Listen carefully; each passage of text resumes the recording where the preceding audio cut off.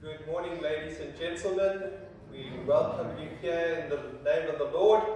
It is almost Christmas. It is the time where if you have not done your Christmas shopping, time is ticking. And so we're going to be starting to bring you into the service through the call and response of our call to worship. And so again, I will start with the opening line and then we will respond together as a community. So now is the time. Let us pause. As we wait, may we hear the voice of God. Now is the time. Let us watch. In our homes, at our work, even while waiting in line, may we see the face of Christ. Now is the moment. Let us prepare our hearts. In our words, in our hearts, in all we say and do, may God's extravagant love shine through.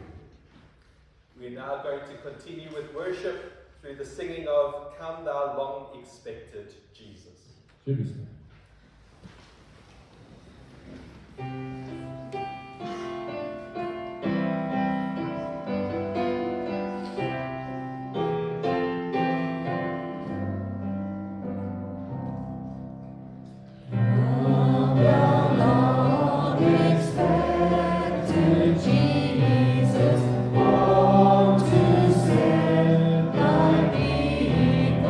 Free, far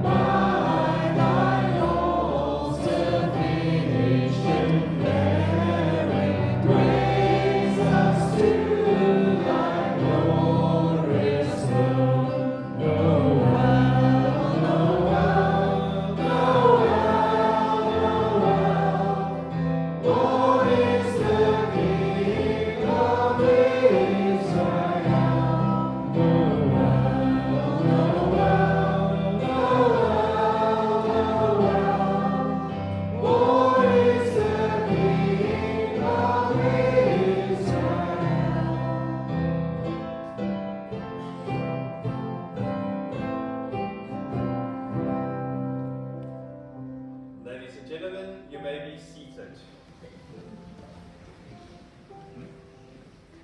We now bow our heads in prayer, and this prayer is linked to me by John van der Laar, so let us calm our hearts and allow God's message to seep into us.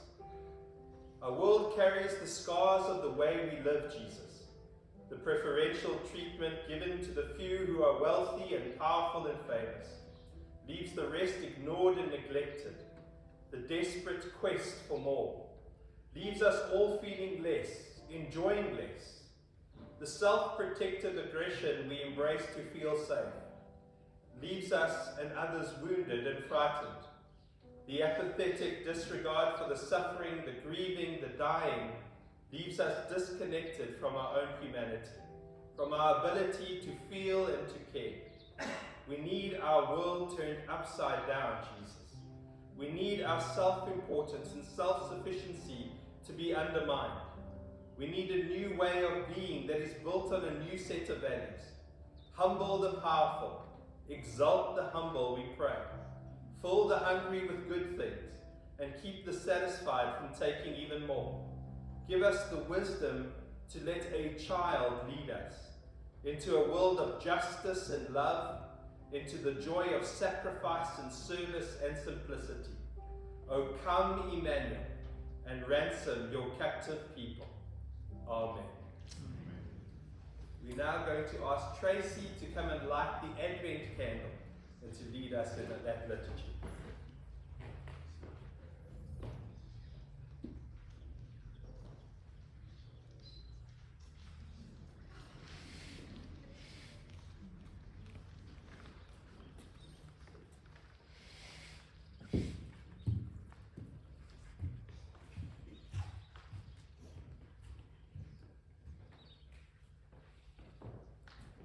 Today we come face to face with the scandal of Advent.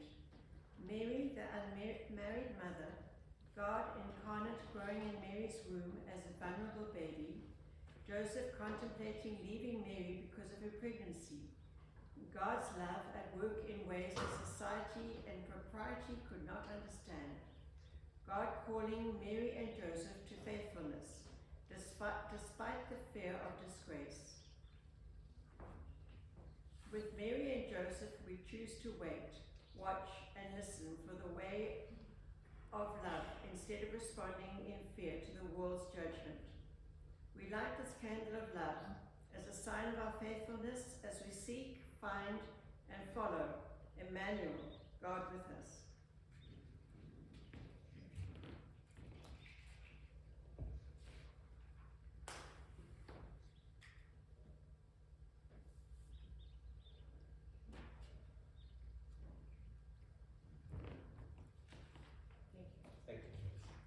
We now ask Elaine to come and share with us the notices for today. Good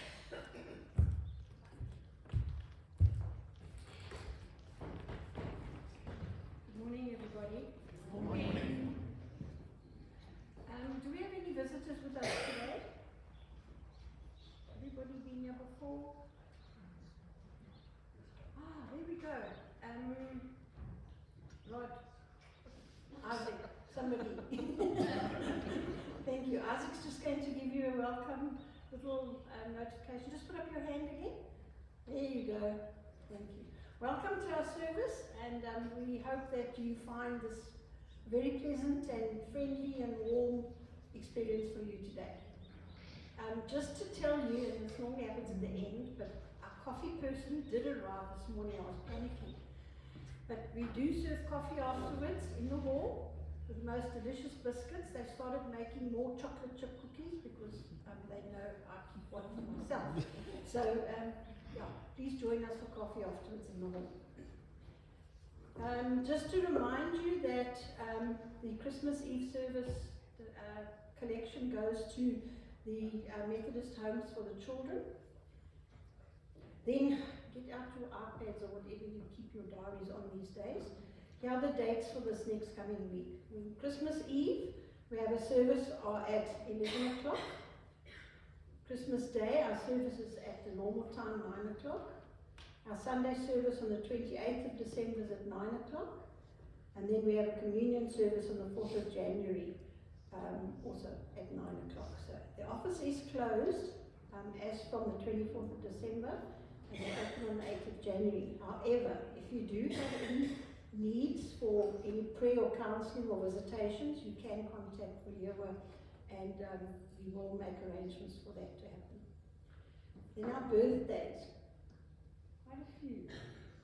I haven't seen anybody in church this morning. Except I know Ryan slid under the radar. It was his birthday on Thursday. So happy birthday, Ryan. He did say he's got a few more grey hairs. And then, yeah, if anybody wants to get the notices or communicate with the office in any way, there is the book on the what's that thing called again? Podium outside there. Just fill in there and they will contact you if you want the notices or if you want prayer done, etc., etc. I think that's all. Okay. Thank you, Elaine. We're now going to join together in worship as we're going to sing together, Listen to the Sound. So we hand over to Charles and to the worship team. Should we stand?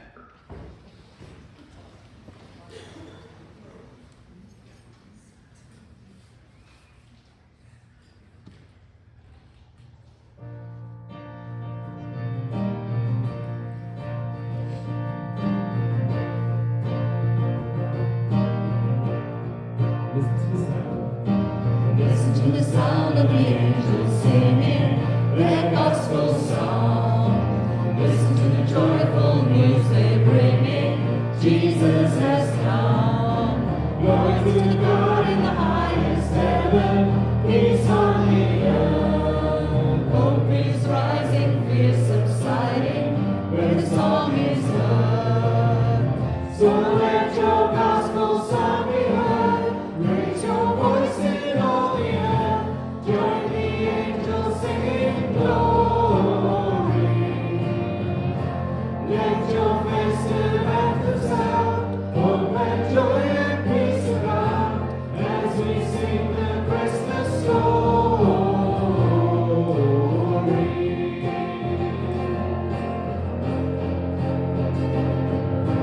Come with the song of celebration. Come to your King. Fall to your knees in adoration and worship Him. He is the Lord of earth and heaven, God's only Son. Lift up a shout to all creation. Jesus has come. So let your gospel song be heard. Raise your voice in all the earth. Join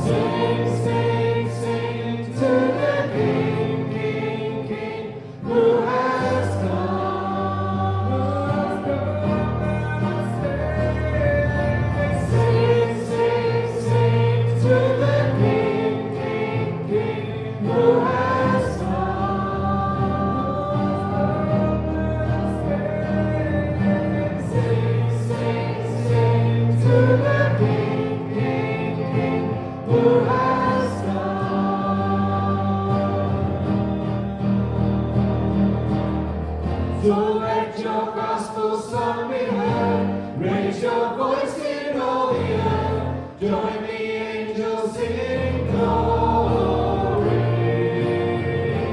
Let your festive anthem sound. Hope and joy and peace abound as we sing the Christmas story.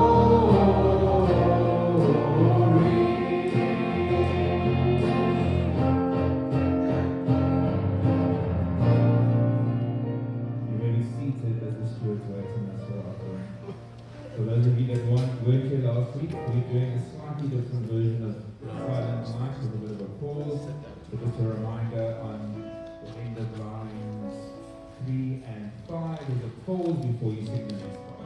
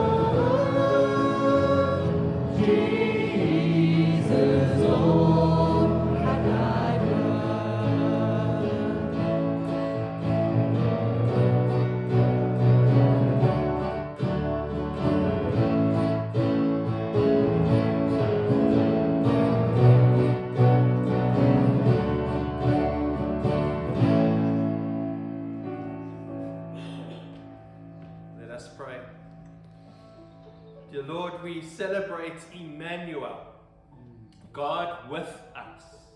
The holy comes into the unholy. The sacred comes into the chaos. The perfection comes into the mess. And that's what we are doing here. Whenever we let go of something and bring it to you and say, Lord, let you do it. Let you work through it. Suddenly we start to see the miracles unfold. We see the Spirit unleashed. And so, Lord, when we are giving of ourselves, of our resources, of what we have, we start to build that kingdom that you came to talk about so beautifully and eloquently. And so, Lord, we are almost at Christmas time, a time where we get to reflect and to get back together and to realize why we are here.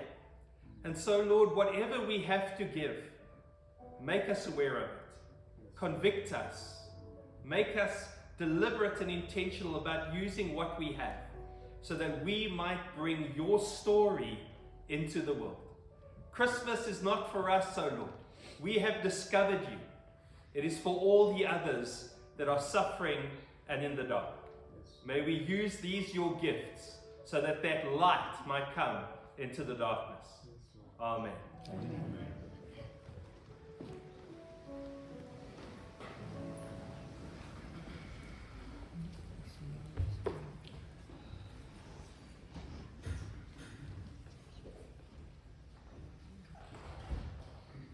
We're now going to ask Felder to come and share with us the scripture readings for this morning.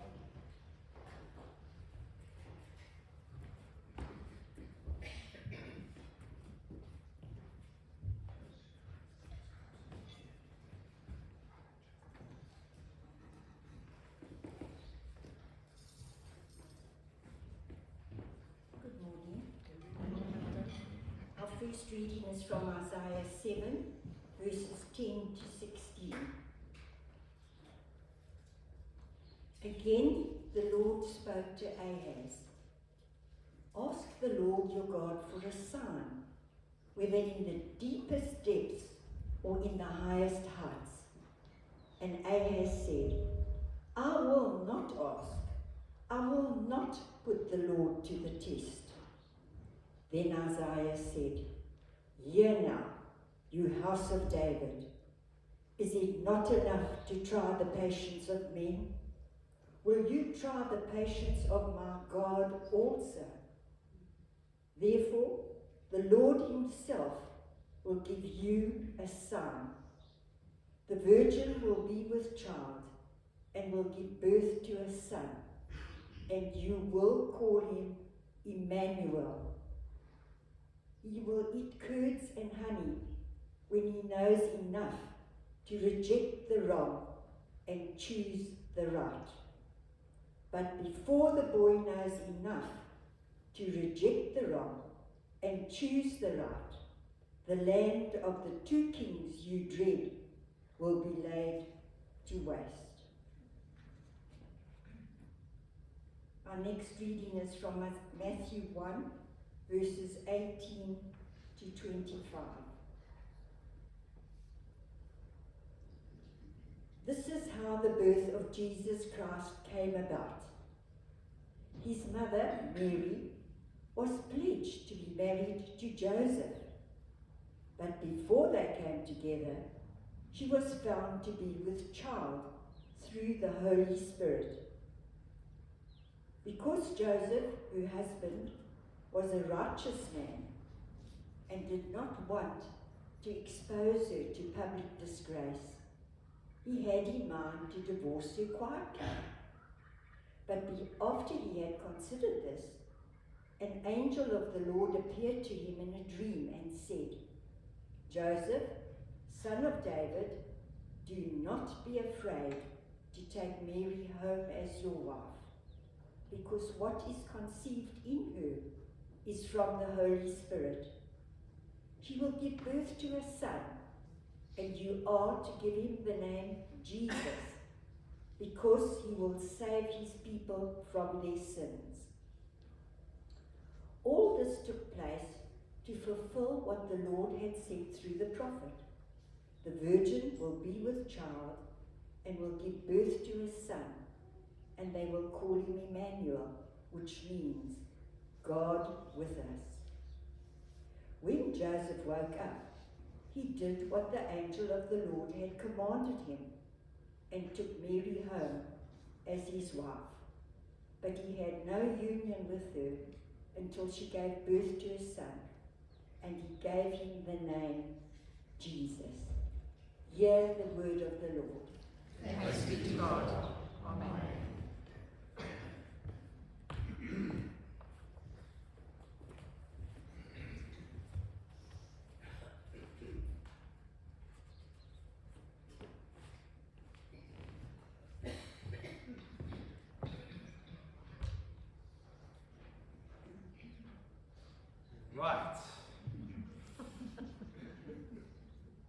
probably in the 90s, early 90s, I must have been about 12 or 13.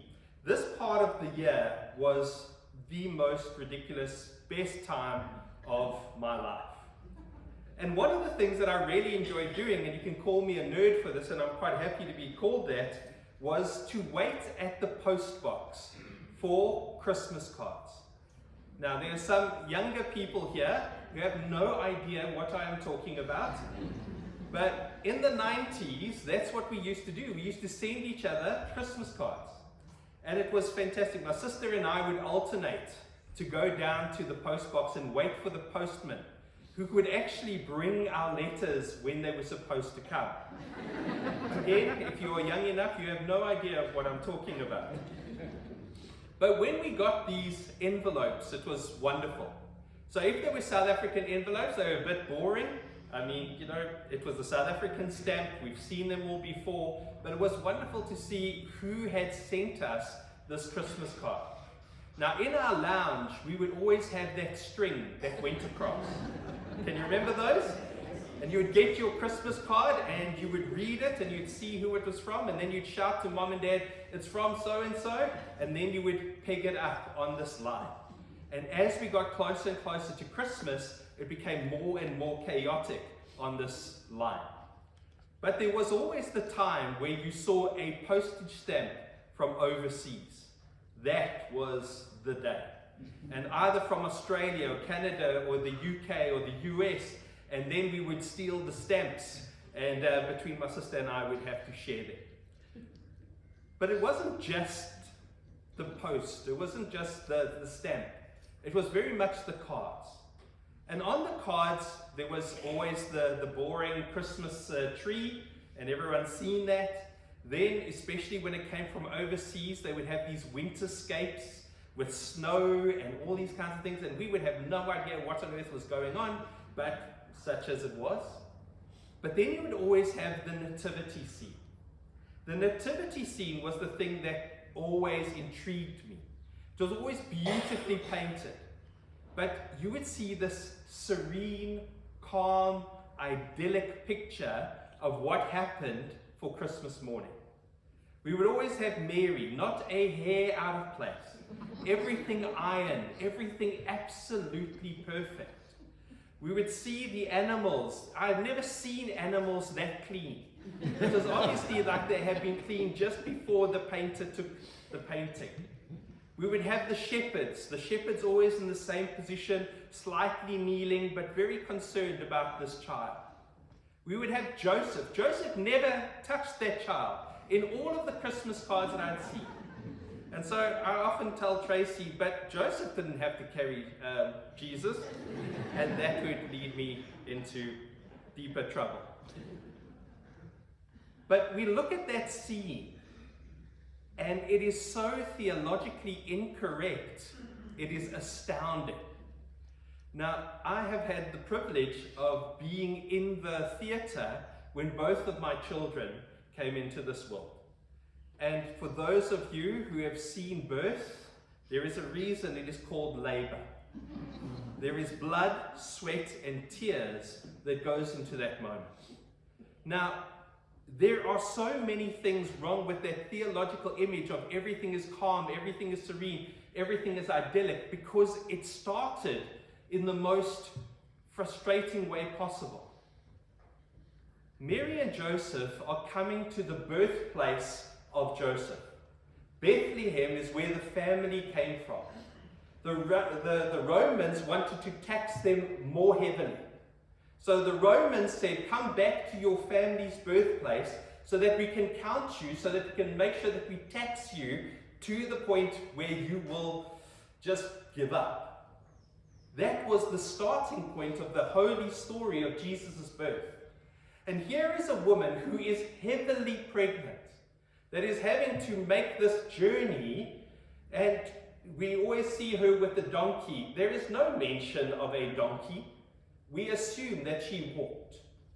Now, I know that in the last couple of weeks when Tracy was pregnant with both of my children, it was not a happy time. And it was incredibly stressful for this holy family making this journey to Bethlehem. And then they arrive at Bethlehem, and here is the start of their family, the start of this child, and they can't even find a warm place that is clean for her to have this child. They have to have this child outside in pretty much a hole in a wall where they would be able to have this child. Now, all of this adds up to the most incredibly tumultuous, fearful, anxiety-ridden, just anything but serene and idyllic. Yet we never have that picture of the nativity, do we? But that is the nativity that is described in the Gospels. And we need to come back to that and see what is God saying to us based on the actual story, based on the story that is real. Now, we don't do ourselves any favors when we also sing Christmas carols. We've just sang a wonderful Christmas carol that brings us back to our childhood, Silent Night. Now, anyone had a newborn in their home before? How silent was it? Holy Night. There are times where I know that Mary said, really, is this from you, Lord? Because it was as human as our children. Silent night, holy night, all is calm, all is bright. Round yon virgin, mother and child, holy infant, so tender and mild. No, Jesus was fully human. And this was a fully human, messy, ugly story that starts off the story of Jesus. Now, I want to go into the two passages and then just go and see where we are going from here. The first one comes from Isaiah. Isaiah is going to King Ahaz. King Ahaz is the king of Judah, and he is in a predicament. The biggest military force in that area was the Assyrians. And they had partnered up with the North Kingdom. And right now they wanted Judah. And so Isaiah comes to him and says, listen, don't make a pact with them. Because if you make a pact with them, they're still going to turn it and be political, and you will be forced out. And we as a nation will be destroyed. What we want you to do is to hold firm, to trust in God, trust in God's provision, trust in God's protection. Don't fear, for God has us. And so King Ahaz pretty much says, listen, I'm not going to put my God to the test. And Isaiah says, well, let me tell you something, that God will provide a child that comes from a virgin, and that will be the sign that God is in control. And unfortunately, as all kings, they don't listen. Then we have the story of Joseph. Now, Joseph, you can just imagine the story again.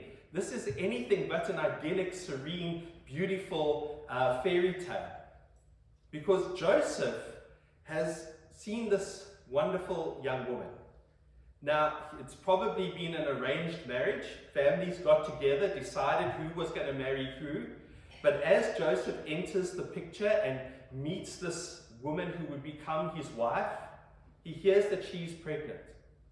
Now, that's not the dream, that's not the plan, that's not the way that things should have gone. And so he already in his mind goes, okay, let me see how I can get through the back door. How can I escape this situation without creating disgrace? How can I do it without her being victimized? Which, was a really, really good thing of him. But then God appears. And the first thing that God appears through the angel and says, do not fear. Be not afraid.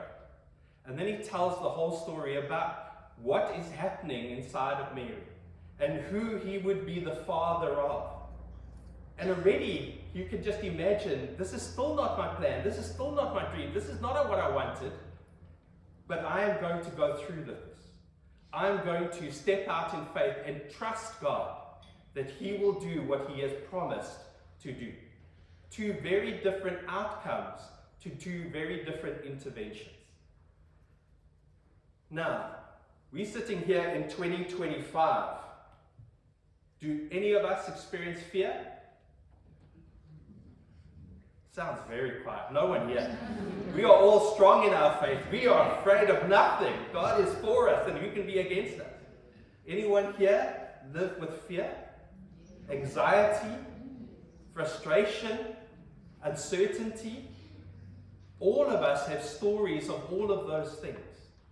And God meets us in that place, and He has the same message for us.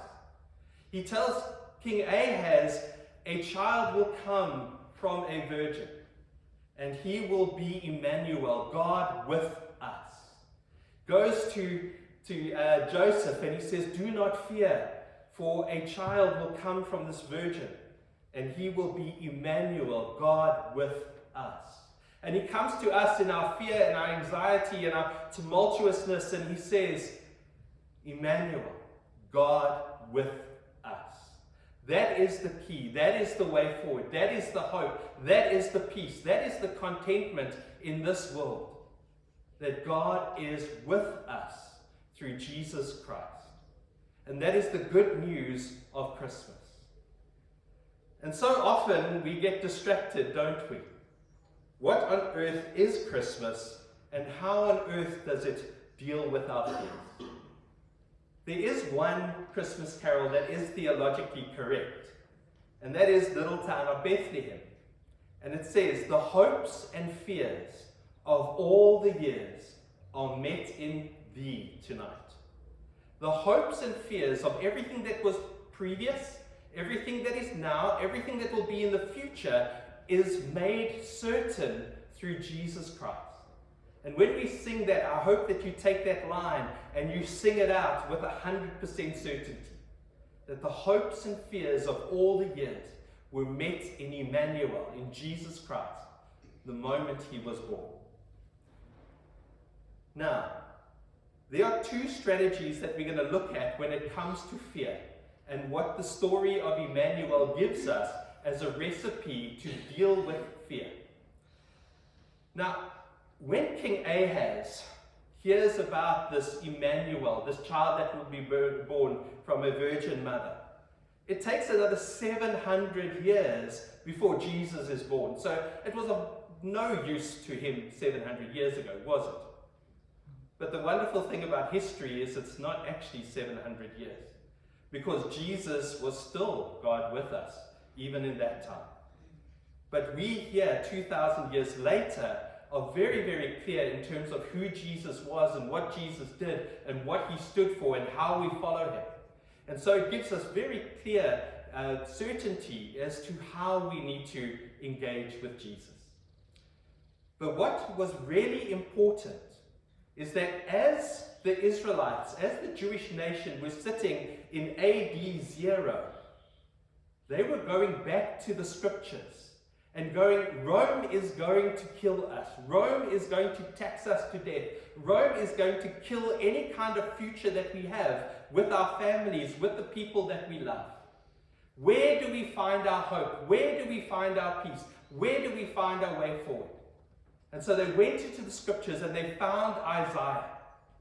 And in Isaiah it says that Emmanuel will come from a virgin mother, from a virgin woman. And so they went there and they were going, well, that is our hope. That is the way forward. The thing about the Israelite nation is the first solution to fear is to remember. Is to remember.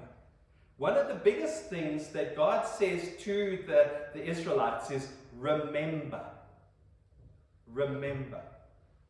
Now, just a couple of days ago, there was an atrocious event that happened in Bondi Beach in Sydney.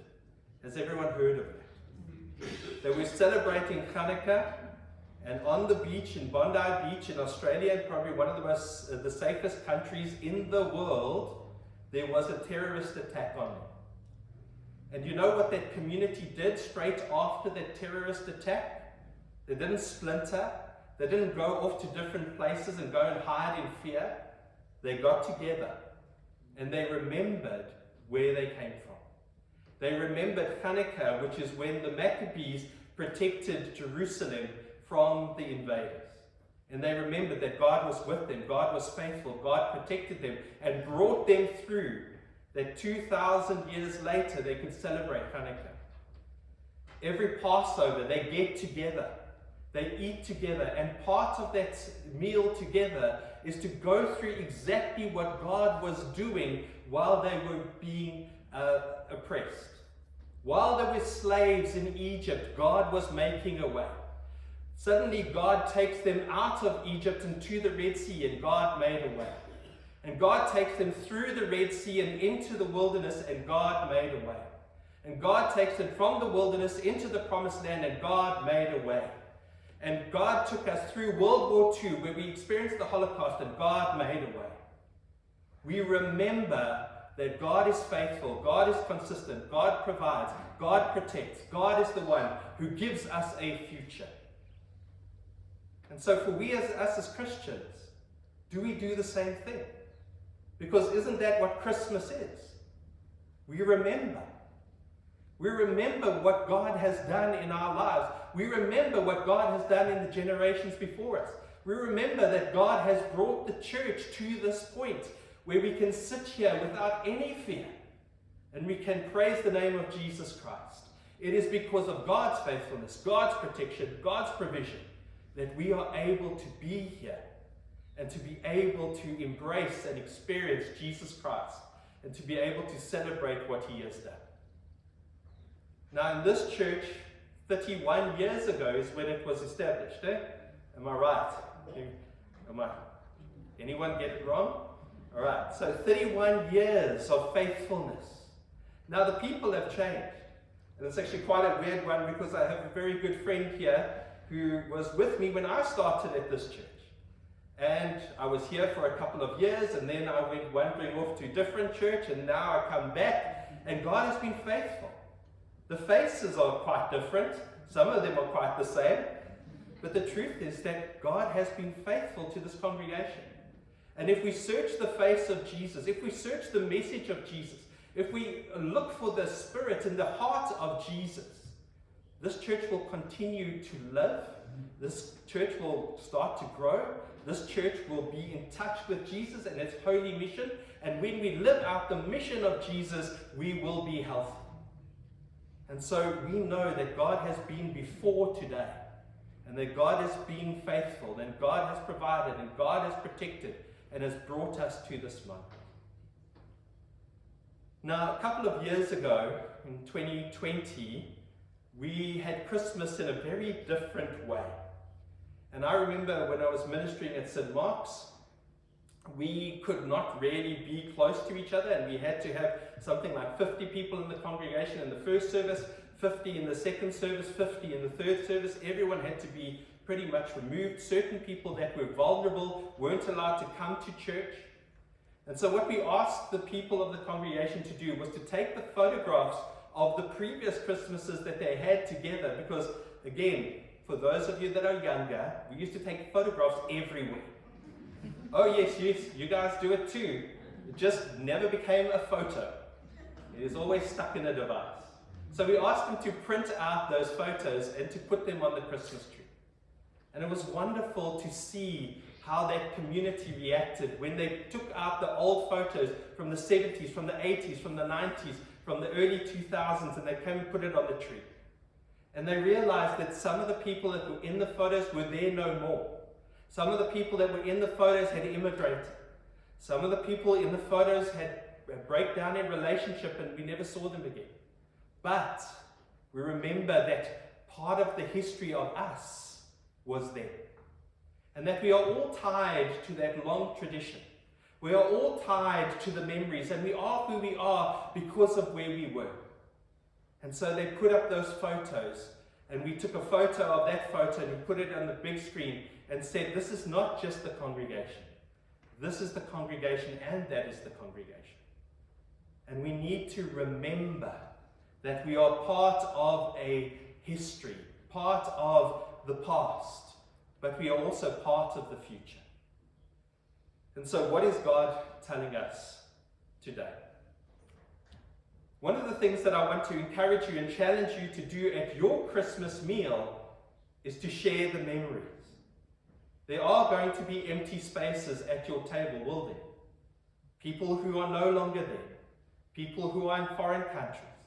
People who, unfortunately, because of life, we have broken relationships with. But I want you to share those memories. Talk about them. Because in that way, we don't lose them. And if people are too scared to talk about it, let them write it down. And have one person at your table talk about the memories and to share those moments. One of the ways to deal with fear is to look backwards and remember that God was always with us and that God will always be with us. What we often find when we are in a predicament, when we are in fear, we look forward and we scenario plan and how can we deal with this? What resources do we need? What do we need to do in order to deal with it? Instead of looking backwards and going, we've always made it through because God has been with us. So that's the first antidote to fear, is remember. Remember that God has always been with us and God will always be with us. The end might not look like what we pictured, but I can tell you that God will be in that and the unfolding of the plan and the purpose that He has for all of us. So that's the one. First strategy is remember. The second strategy is exactly what Jesus did. God with us. God who is perfection and us who are anything but. God who is holy and us who are unholy. God who is sacred and us who are ordinary. God moves to us. The people who needed Him most, God breaks through the barrier of heaven and earth and comes to be with us.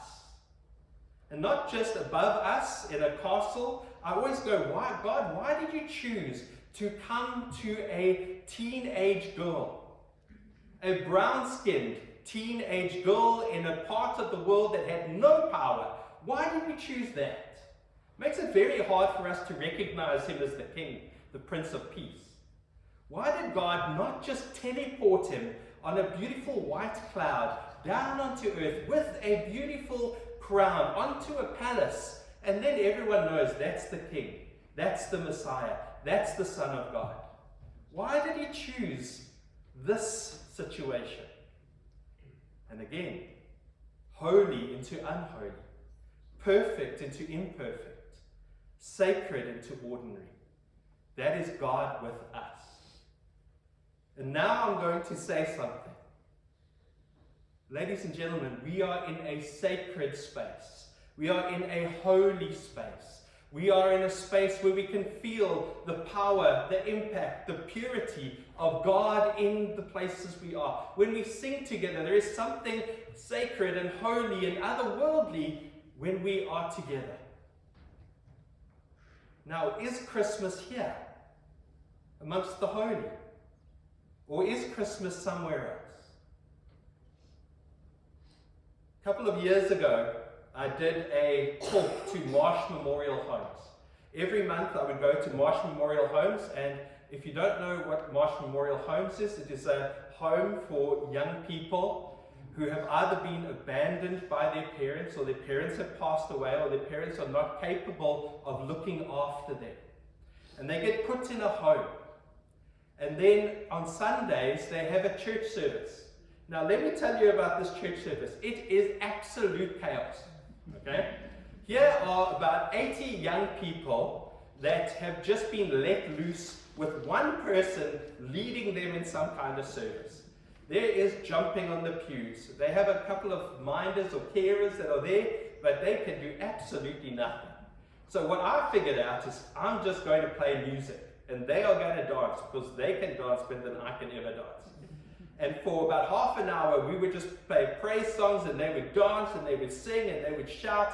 Sometimes we had a drum kit, and then they would come and play the drum kit. But for half an hour, they could just be absolutely 100% themselves. And then I used to have to give them the message. And I remember once coming in, and I said, okay, boys and girls, what do you guys want for Christmas? Because, I come from a middle class, very affluent area where my child would put up their hand and say, I want a PS5, or I want a drone, or I want something like that. The first child jumps up and he says, I want chicken and rice. Christmas is only about chicken and rice, because that is the time they get roast chicken and rice and gravy, and that is the highlight of their year. And I can tell you, after that moment, I broke down. The next week, I came back to my church at that stage, and I said to them, guys, I want to tell you a little bit about the story that I've just experienced. I tell them about this young man that jumps up onto the pew and says chicken and rice. And there were two people in the congregation and said, we will make sure that there is chicken and rice this Christmas. And they phoned their friends, and they phoned the congregation, and they phoned their cell group, and they phoned the family, and they said, we are going to Marsh Memorial Homes on the 23rd of December, and we are going to give these kids the best chicken and rice that they've ever had in their lives. And if you've got anything else to give, please, let's bring it. And Christmas happened on the 23rd of December at Marsh Memorial Homes, because two people in the congregation heard the chaos, heard the messiness, heard the pain, heard the suffering, and said, we will bring Jesus into that moment. That is Christmas. I look at my daughter's room and I love her to pieces. And I look at all the Christmas presents of Christmas past on the floor or in a corner where they have not been used for 3 years. Let me tell you that Christmas is not there. If I give her another flying fairy that is plugged into a USB, it will not change her life. It will not bring Jesus into her life. But there are so many people out there where Jesus needs to be born again, in a place where it is not according to the script. The shepherds, why were they there? What's the point? Blue-collar workers, tradesmen, they shouldn't have been at the birth of the Prince of Peace, of the Messiah, of the Son of God. The wise men that were from a totally different religion come and praise him, not the religious leaders of Israel. Mary, an unwed teenage mother leading this child into the world, should not have been part of the invitation. But that's not Christmas. Christmas is that Jesus is born for those who need him. And we as Christians are supposed to be doing that. The other day, we put on the Christmas lights in Cape Town, and someone wrote to the newspaper and said there wasn't enough Christian imagery in the lights. And I'm going, for goodness sake, church.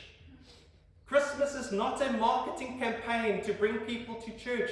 It is a campaign where we bring Jesus into the world. How are we doing that as a church? How are we doing that as families? How are we doing that as community? How are we doing that as Christ followers? If we're not doing that, we are not doing Christmas. And so the second solution to fear is that we break the barrier. We don't sit in the congregation and love Christmas because Christmas is worth loving and we are here to be filled with Jesus. But we are also here to bring Jesus into the world. And so part of dealing with fear and anxiety and injustice is that we have been called to go and end fear, to go and end injustice, to go and bring mercy, to go and bring grace to where it is most needed in the world. That is Christmas. And so the two strategies to deal with anxiety and fear and tumultuousness is that the first one is that we remember where we came from and that God was always there and that God protected, God provided, and that because he did that, he is the same yesterday, today, and forever. And the second one is that if we break the barrier and we move heaven onto earth, then there is nothing to fear. When we bring the Spirit of God into the places that are experiencing the most intense of fears, then there is no fear. And so if we use those two strategies, maybe we will understand what Emmanuel truly is. God with us. And so we've gone through hope, we've gone through joy, we've gone through peace, and now we are in a state of love. We come to acknowledge Jesus Christ as Lord and Savior, that God came down from heaven, wrapped his heart in human flesh, and we called him Jesus. Love is faithfulness. Love is mercy. Love is justice. Love is bringing love into the least of the places. Are we prepared to act with love? That is our challenge. Now and forevermore, will we, as followers of Jesus, bring love? Let us bow our heads. Dear Lord, we thank you so much for your word. We thank you so much for the scriptures, because so often we are distracted by the carols and the wonderful lines in the carols. We are distracted by the scenes of the Nativity that look so beautiful. But when we go into the nitty-gritty of what Christmas actually is, it breaks us. And we have to be broken. If we are living in comfort, if we are living in apathy, if we are living thinking that all things are well, then Lord, break us, so that we might again see the world as you see it, where your heart breaks for so many communities. But Lord, the wonderful thing is that God is with us. If we see suffering and injustice in places that need love and mercy and grace, we are more than enough, because God is with us. If we have a dream and a mission and a purpose and a plan so that we might bring Christmas into the world, we can do it because God is with us. We have come from so little, and we have sat in this room knowing that God has always been with us. And so let us be certain. Let us live without fear. Let us live in peace and contentment and empowered, knowing that God will always be with us. And let us never fall into a cycle of comfort again. We thank you, Lord, for your word. May you grant us understanding, now and forevermore. Amen.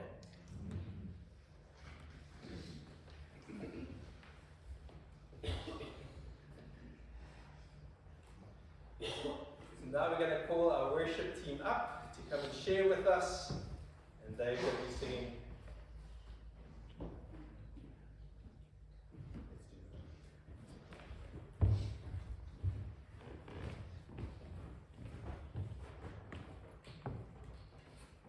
We're going to sing together A Little Town of Bethlehem. You link up what Brian has shared with us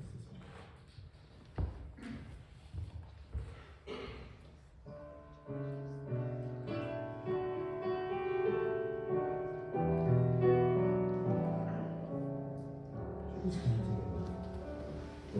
Should we stand together? Little town of Bethlehem, thou still receiving light. Above the deep and dreamless stream, the silent stars go by. Yet in the lofty chime, the everlasting light. The hopes and fears of all the years are met in thee tonight. For Christ is born of Bethlehem and gathered all about. While mortals sleep, the angels keep their watch of wondering calm.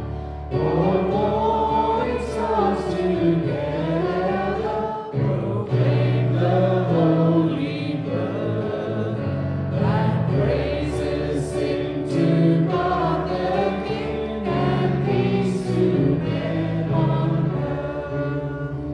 How silently, how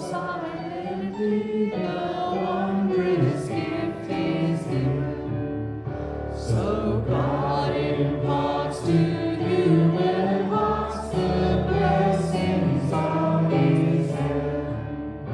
No guilt in His coming, but in this world of sin, where meek souls will receive His silver dear Christ enters in.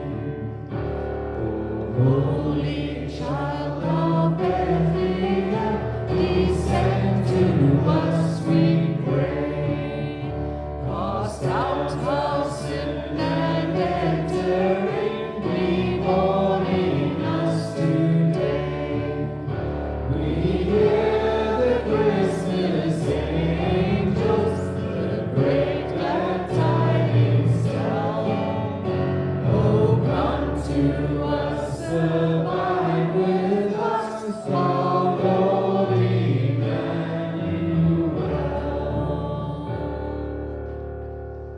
Please be seated. We'll spend time in prayer thinking of others just before we go into Christmas. Let us bow our heads. Dear Lord, we have just sung about Emmanuel, God with us. And we are all here today because we have experienced Emmanuel, Jesus Christ, God. We have given our lives so that we might follow Him. But there are so many who have not experienced God in any way, shape, or form. Many who have not heard the word, many who have not received Jesus through action or through the scripture. And we think of those people today. We think of those who are hungry, those who are in communities that are gang-ridden and living in fear. We pray that during this Christmas season, where there is lots of misuse of alcohol, that you will protect them and that you will look after those who are most vulnerable in those communities. Lord, we pray that the church will be a beacon and a symbol of hope and a shelter for those people who experience that fear. Then, Lord, we think about Christmas for many people who have lost loved ones this year. We just lift them up to you. We pray that your Spirit will move close and that they will experience comfort, knowing that their loved ones are with you, that they are with God truly, but that we can feel God with us in our hearts, our minds, and our souls, and that you allow us that peace and contentment. Let us look at the open spaces at our Christmas tables, remember those who have come before us, praise God for who they were and what they gave us, and live in gratitude. And also remember that life is short and life is fragile. Let us be kind and genuine and loving towards those who are here. Let it be in our words, let it be in the way that we act as in service and sacrifice for those who are with us now. And then, Lord, we also think about the world and those places that are at war, those places which have people in power that have no Jesus in their heart. Lord, you have said in the Song of Mary that started the whole of the Nativity and Advent, you said that you will lift up the humble, but that you will bring down the proud. I pray that if there is any leader that is doing this out of selfish ambition or arrogance, that, Lord, you will bring them low, but that you will bring those who are vulnerable, those who are hurting, those who are suffering, and you will lift them up so that they might feel God in their lives. And so, Lord, we thank you for that. And we thank you for each and every person here. Will you bless them? Will you protect them? Will you be with them if they are traveling? Will you just bring them back safely? May this church be a place where Jesus is birthed, not just on Christmas, but every time we gather. We ask this in your holy name. Amen.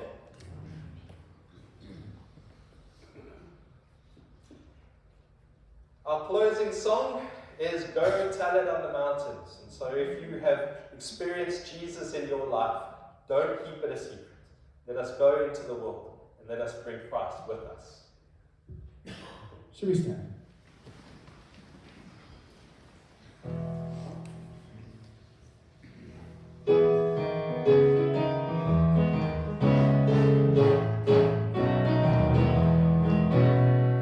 Go tell it on the mountain, over the hills and everywhere. Go tell it on the mountain that Jesus Christ is born. Shepherds from the hillside gave worship and adore. They saw the babe of Bethlehem was Jesus Christ the Lord. Goats rallied on the mountain, over the hills and everywhere. Goats rallied on the mountain, that Jesus Christ is born. The men from eastern countries came later there to bring their gifts of loving homage to Jesus Christ the King. Goats rallied on the mountain, over the hills and everywhere. Goats rallied on the mountain, that Jesus Christ is born. The road that Jews and Gentiles, both rich and poor, have trod, it led them all to Bethlehem, to Christ the Son of God. Goats rallied on the mountain, over the hills and everywhere. Goats rallied on the mountain, that Jesus Christ is born. Goats rallied on the mountain, over the hills and everywhere. Goats rallied on the mountain, that Jesus Christ is born. That Jesus Christ is born. That Jesus Christ is born. We're now going to pray for God's blessing over the congregation, and we do this through the giving of the benediction. So if you are able and willing to link hands.